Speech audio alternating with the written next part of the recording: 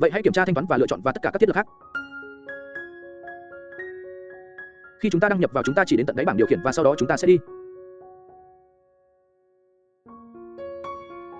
Đưa lựa chọn đầu tiên bên dưới là thanh toán. Vậy điều đầu tiên tôi muốn cho cô thấy ở đây là khu vực mà chúng tôi có thể chọn lựa chọn của chúng tôi cho. Chấp nhận thanh toán. Thật kỳ lạ là điều đầu tiên anh có thể thấy ở đây mà phương pháp được sử dụng để chấp nhận tín dụng. Thẻ thanh toán online. Thứ mà tôi muốn ghi chú là vì chuyện này được cung cấp bởi các anh có thể không thấy thứ này trong tất cả các nước. Nếu anh ở trong các bang hợp nhất hay ở Canada, anh nên nhìn thấy điều này vì đó là nơi mà sở chỉ hoạt động. Nếu anh ở bên ngoài các bang hợp nhất hay Canada thì anh sẽ không thấy lựa chọn này, nhưng vì tôi thực sự có. Đi trước và đăng ký và tạo ra tài khoản này với một địa chỉ đơn vị họ đã đi trước và. Thật ra nó là cách nhận thẻ tín dụng của tôi. Bây giờ một cách dễ dàng để lấy tất cả những thứ này được sắp đặt là đi qua và bấm vào nơi mà nó nói hoàn toàn thanh toán. Tài khoản và sau đó anh sẽ được đưa vào trang tiếp đưa hoặc anh có thể đi trước và đặt loại gì. Công việc mà anh có ước tính trung bình của anh và tất cả những thông tin khác mà anh cần. Rằng anh có thể nhận được tiền lương thẻ tín dụng ngay lập tức. Nhưng nếu cô không muốn sử dụng thẳng và cô muốn sử dụng một loại dịch vụ khác nhau có sẵn. Cũng vậy. Vậy hãy quay lại khu vực thanh toán và sau đó tới đây ngay cạnh cái nút mà chúng ta có. Nhấp vào sớm hơn. Chúng ta có lựa chọn để chọn. Vậy thì cứ tiếp tục và bấm vào nó và sau đó anh sẽ để ý đến nơi nó cho anh biết thêm một chút thông tin. Nhưng đã dịn đây là nơi chúng tôi thực sự muốn đi vì chúng tôi muốn bấm vào lựa chọn này nói thay đổi. Cánh cổng. Nên khi chúng tôi bấm vào cửa hàng đó, hãy biết rằng anh biết chúng tôi sẽ hủy bỏ khoản thanh toán này. Cổng. Và chúng tôi sẽ đi trước và bấm tắt nếu anh muốn nói cho họ biết tại sao anh có thể. Và anh sẽ thấy rằng khu vực này đã thay đổi và giờ chúng ta có thể chọn một cổng thẻ tín dụng mới và chúng ta có rất nhiều lựa chọn khác nhau. Vậy anh có thể thấy ở đây với tất cả các lựa chọn khác nhau ở đây. Nếu anh chưa từng sử dụng một trước khi chuyện này có vẻ thật sự ám ảnh vì anh đã cho phép mạng lưới chấm là một tiêu chuẩn. Cũng như chuyên gia trả tiền. Vậy nếu cô muốn dùng một trong những thứ cô đơn giản bấm vào cái mà cô muốn và sau đó cô sẽ thích. Đi qua quá trình kích hoạt cổng thanh toán đó. Lựa chọn tiếp đưa anh phải chấp nhận thanh toán với người khác. Vậy cửa hàng của anh bây giờ đang chấp nhận thanh toán bằng sét phát biểu có nghĩa là có hay không? Nếu anh có tài khoản trả tiền hay không anh vẫn có thể chấp nhận thanh toán từ những người đang cố gắng. Để trả tiền cho anh. Nếu anh không muốn người ta gửi tiền cho anh đến địa chỉ email này và anh đã có một tài khoản hiện tại, tất cả những gì anh phải làm là đi qua đây và bấm vào hoạt động.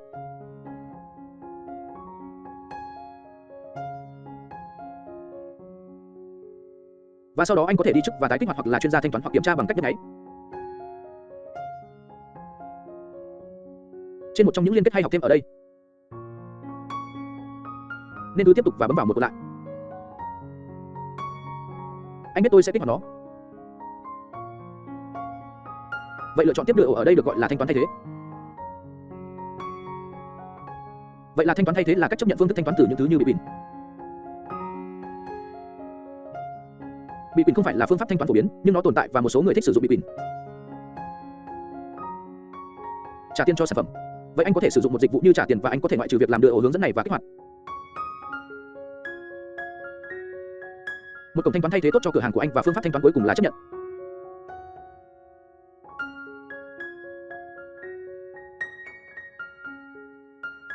Thanh toán mua những thứ như tiền mặt để chuyển tiền ngân hàng hoặc bằng cách tạo ra một giải pháp tùy chỉnh.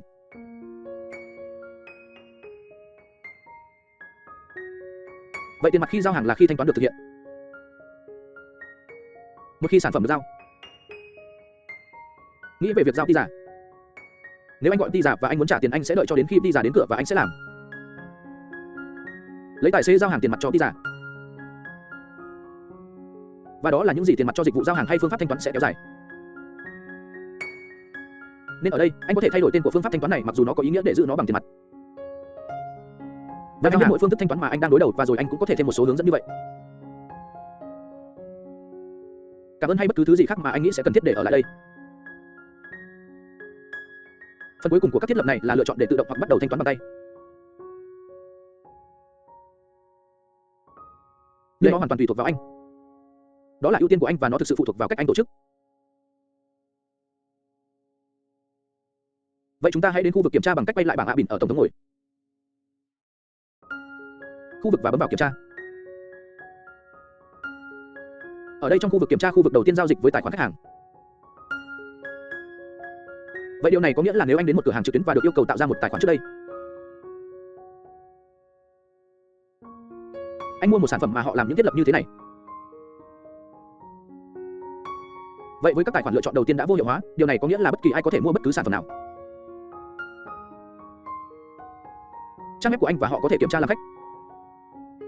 Họ không có lựa chọn để tạo ra tài khoản riêng. Tài khoản lựa chọn thứ hai cần thiết.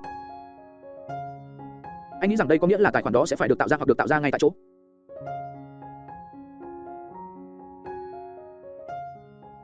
Bởi chính khách hàng. Nhưng điều này thực sự là một loại tài khoản thành viên. Vậy điều đó có nghĩa là nếu anh bán đồ đạc hay bán buôn và anh có việc làm ăn với mối quan hệ kinh doanh với những khách hàng mà anh có thể cho phép họ có những ký tự cá nhân và đăng nhập thông tin, họ có thể đến và mua hàng từ trang web của anh. Tài khoản lựa chọn thứ ba là tùy chọn, nghĩa là khách hàng có thể mua một sản phẩm và kiểm tra làm agat. Hoặc họ có thể tạo ra một tài khoản ở cuối quá trình kiểm tra. Phần tiếp đưa là thiết lập trường. Vậy ở đây anh có thể thay đổi mọi thứ như yêu cầu tên nơi, anh có thể hỏi họ nếu họ chỉ cần để đặt tên họ hoặc tên đầu tiên và tên cuối cùng. Anh có thể làm nó tùy chọn như thể có hay không, nếu họ muốn tên công ty của họ xuất hiện anh cũng có thể thay đổi mọi thứ như căn hộ và thiết lập số điện thoại. Phần tiếp đưa là xử lý trật tự. Lựa chọn đầu tiên mà cô phải chọn là để cô biết rằng cô có thể sử dụng địa chỉ hóa đơn như vậy. Một địa chỉ vận chuyển đưa mặc định. Trong hầu hết các trường hợp địa chỉ vận chuyển và địa chỉ hóa đơn sẽ giống nhau, nhưng anh có thể rời khỏi, không được kiểm tra. Và điều đó sẽ làm là nó sẽ yêu cầu khách hàng phải gửi thông tin cho hóa đơn, địa chỉ và địa chỉ giao hàng riêng biệt. Ngay cả khi họ là địa chỉ tương tự nếu anh làm dấu xếp này. Nhưng khách hàng có thể thay đổi thông tin.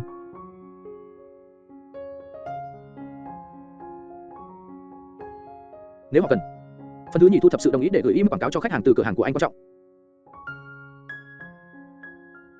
Cũng vậy.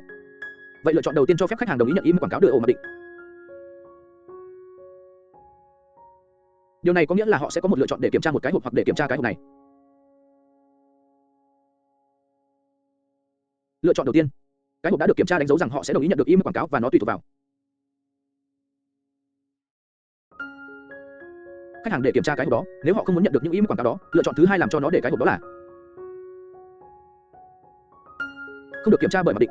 Và nếu một khách hàng muốn nhận bất kỳ email quảng cáo nào tùy vào họ để kiểm tra.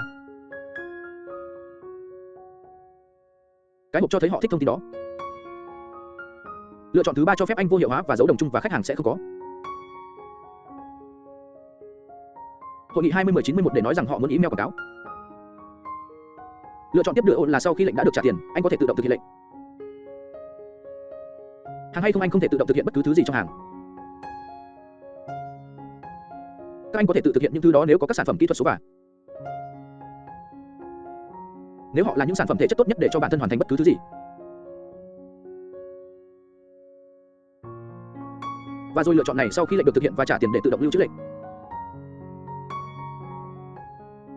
Có thể là lựa chọn tốt nếu anh bán hàng kỹ thuật số. Nhưng nếu anh bán hàng vật chất thì tốt nhất nên rời khỏi thị trường, vì sau đó anh sẽ không thấy nó trong danh sách lệnh. Và đó là thứ mà anh cần phải có nhiều nội dung khác trong khu vực kịch bản ở đây.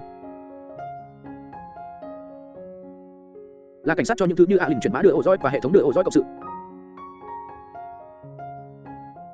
Nếu chúng ta làm rơi, chúng ta thấy rằng chúng ta cũng có lựa chọn để kiểm tra ngôn ngữ, chúng ta có thể nhìn thấy đủ. Để kiểm tra các thiết lập ngôn ngữ ở đây và anh sẽ thấy tiếng Anh đó là ngôn ngữ hoạt động đúng đắn. Giờ và chúng ta có thể thêm các vị vua nước từ Bỏ Tiểu Gạn và từ Brazil và Tây Ban Nha.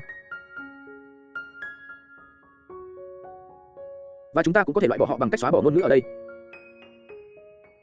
Phần tiếp đưa ở đây là sự riêng tư hoàn trả trong điều khoản báo cáo dịch vụ. Vậy những gì chúng ta muốn ở đây là điền vào những điều này một cách riêng tư với các điều khoản của chính sách riêng tư.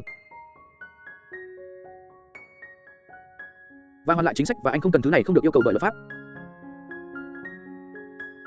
Nhưng nếu anh bán một sản phẩm trên Amazon, ví dụ, tôi sẽ khuyến khích anh. Họ sẽ yêu cầu anh có những thứ này đầy. có nhiều loại chỗ khác trên internet mà cô cũng muốn bán sản phẩm của mình. Và họ cũng sẽ cần những thứ này.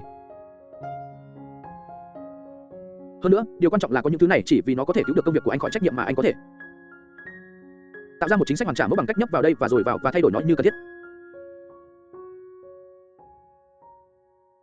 Vậy anh có thể nói rằng chính sách của anh là 15 ngày, 45 ngày, 90 ngày. Anh có thể lấy cái này vào và ra ngoài, anh có thể tự làm được. Và khi anh xong việc với tất cả chuyện này không nghiên cứu, và như lúc nào cũng cứu được, cô sẽ kết thúc với việc thanh toán và kiểm tra.